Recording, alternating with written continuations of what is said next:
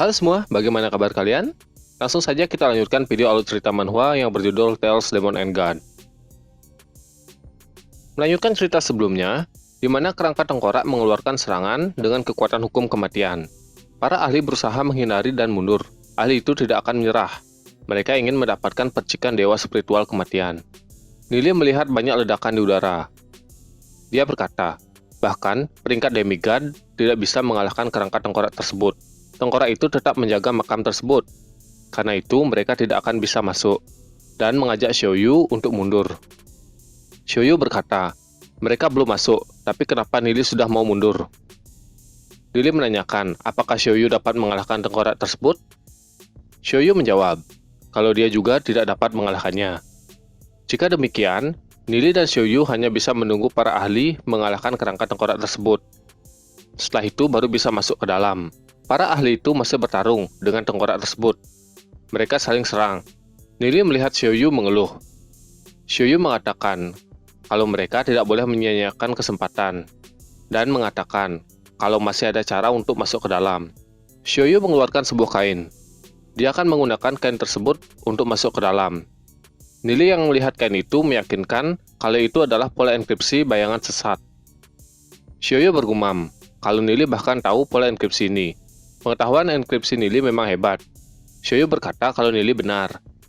Kalau mereka menggunakan enkripsi tersebut, mereka tidak akan bisa dilacak. Nili pun meragukannya. Kemudian, mereka berdua masuk. Terlihat Nili dan Xiaoyu menghilang. Mereka menaiki tangga makam tersebut dan melewati kerangka tengkorak. Nili yang melewati kerangka tersebut melihat bahwa kerangka tersebut sangat besar. Nili dan Xiaoyu saling berdempetan. Nili memegang pinggang Xiaoyu dan mencium bau parfum dari tubuh Xiaoyu. Dia berpikir kalau Xiaoyu itu mahu. Mereka berdua terus berjalan. Xiaoyu menanyakan di mana Nili menaruh tangannya. Nili yang tidak mengerti akhirnya meletakkan kedua tangannya di pinggang Xiaoyu. Itu membuat Xiaoyu panik. Nili menyuruh Xiaoyu agar tidak banyak bergerak. Mereka adalah laki-laki, kenapa Xiaoyu berteriak-teriak? Xiaoyu menyuruh Nili menyingkirkan tangannya. Nili berpikir kalau Xiaoyu sangat arogan. Bahkan Nili tidak boleh menyentuhnya. Padahal mereka masih anak-anak. Beberapa saat kemudian, Nili dan Xiaoyu akhirnya sampai di pintu masuk makam. Di depan pintu masuk, Nili melihat lubang kunci. Kemudian Nili kebingungan. Kemana harus mencari kuncinya? Xiaoyu mengatakan kalau dia punya cara untuk membukanya. Kemudian Xiaoyu mengamati pintu tersebut. Nili menyadari kalau Xiaoyu sedang mempelajari pola enkripsi yang ada di pintu. Sepertinya Xiaoyu memikirkan cara membuka pintu dengan menafsirkan enkripsinya. Karena Xiaoyu begitu percaya diri, Nili pun membiarkannya. Nili menggunakan kesempatan tersebut untuk beristirahat. Kemudian dia pun duduk, sambil melihat pertarungan para ahli dengan kerangka tengkorak tersebut. Kerangka tengkorak itu sangat mendominasi. Pertarungan sangat sengit antara peringkat demigod. Benar-benar membuat langit menjadi gelap. Nili mengeluarkan kekuatan hukum kegelapan, kemudian berpikir, kapan kekuatan hukum Nili bisa mencapai tingkat seperti itu? Meskipun Nili memiliki dua kekuatan hukum, tapi kultivasi Nili cuma peringkat emas hitam bintang 3. Jumlah kekuatan hukum yang Nili bisa gunakan masih terbatas. Dengan begitu banyak kekuatan hukum di langit, menjadi kesempatan yang bagus untuk Nili. Beberapa saat, Nili menanyakan apakah Xiaoyu sudah selesai. Xiaoyu pun menjawab, kalau itu tidak mudah. Pola enkripsi di pintu itu tidak jelas. Ada lebih dari 300 set enkripsi, dan Xiaoyu cuma bisa menafsirkan satu persatu. Xiaoyu menanyakan ke Nili apakah Nili berpikir hal itu bisa dilakukan dengan waktu yang begitu sangat singkat. Mendengar penjelasan Xiaoyu, Nili menyuruh Xiaoyu melanjutkannya. Nili memperhatikan Xiaoyu, kemudian menengok ke arah samping karena mendengar ledakan, lalu menyuruh Xiaoyu mempercepatnya.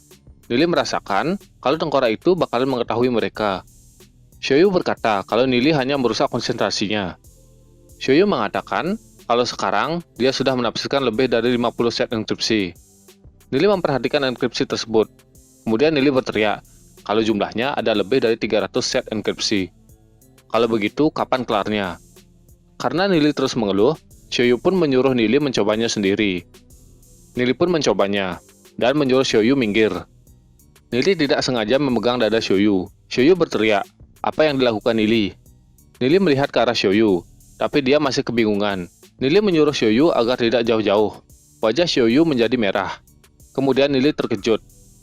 Nili berkata, Kalau saja pantat Xiaoyu tidak keras, mungkin Nili mengira kalau Xiaoyu adalah perempuan. Xiaoyu berkata kalau Nili tidak sopan. Mereka berdua terus berselisih. Xiaoyu bergumam, berapa lama Nili bisa menafsirkan pola enkripsi tersebut? Nili merupakan ahli enkripsi tingkat tinggi. Pengetahuan enkripsinya pasti sama dengan Xiaoyu. Tapi Nili masih berani mengatakan kalau Xiaoyu lambat. Saat Xiaoyu bergumam, Nili berkata kalau dia sudah menyelesaikannya. Xiaoyu terkejut. Nili menjelaskan, kalau untuk menafsirkannya, Nili mencari inti pola enkripsi daripada menafsirkan 300 set pola. Dan cuma ada 5 set pola inti. Pola yang lainnya digunakan untuk mengelabui orang-orang. Nili menyombongkan dirinya. Kalau dia bisa menyelesaikan dengan hitungan detik, sedangkan Xiaoyu menghabiskan waktu berjam-jam. Xiaoyu bergumam, kemampuan enkripsi Nili sesuai dengan ucapannya. Membawanya ke tempat ini merupakan keputusan yang tepat. Xiaoyu berkata kepada Nili, lubang kunci di tengah merupakan lubang kunci induk. Hampir semua ahli peringkat demigod alam nether memiliki kunci tersebut. Xiaoyu mencoba membukanya. Nili masih sedikit bingung dengan perkataan Xiaoyu. Beberapa saat, pintu pun berhasil dibuka. Xiaoyu mengajak Nili masuk. Mereka berdua berhasil memasuki makam tersebut. Para ahli yang bertarung dengan kerangka itu melihat pintu sudah terbuka dengan sendirinya. Sang tengkorak juga terkejut. Tengkorak itu melesat ke pintu yang terbuka. Para ahli juga mencoba mengambil kesempatan untuk memasuki makam tersebut. Melihat tengkorak itu menjaga pintu masuk, membuat para ahli berencana membunuh sang tengkorak. Salah satu ahli berkata, mendapat percikan dewa bukan berarti dia akan menjadi dewa spiritual, tapi kau harus menguasai kekuatan hukum kematian. Dan saat kau menguasainya, beberapa orang masih bisa mengambilnya. Beberapa ahli mencoba menyerang sang tengkorak untuk mendapatkan percikan dewanya. Tengkorak itu mengerang. Berpindah ke dalam makam dewa kematian, terlihat Nili sedang melihat-lihat bagian dalam makam tersebut. Di dalam benar-benar gelap, kotor dan lembab. Sepanjang jalan, Nili tidak melihat benda pusaka. Xiaoyu menyuruh Nili berhenti dan mengatakan kalau ada perangkap. Nili berkata kalau banyak sekali perangkapnya dan menanyakan apa yang disembunyikan dalam makam tersebut.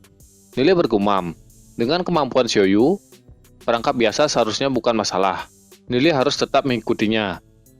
Beberapa saat, Xiaoyu merasakan kalau ada sesuatu pada dindingnya. Nili pun menjadi waspada. Bagaimana kelanjutan ceritanya? Jadi kita akan lanjutkan pada video selanjutnya. Jangan lupa like, komen, dan subscribe. Terima kasih.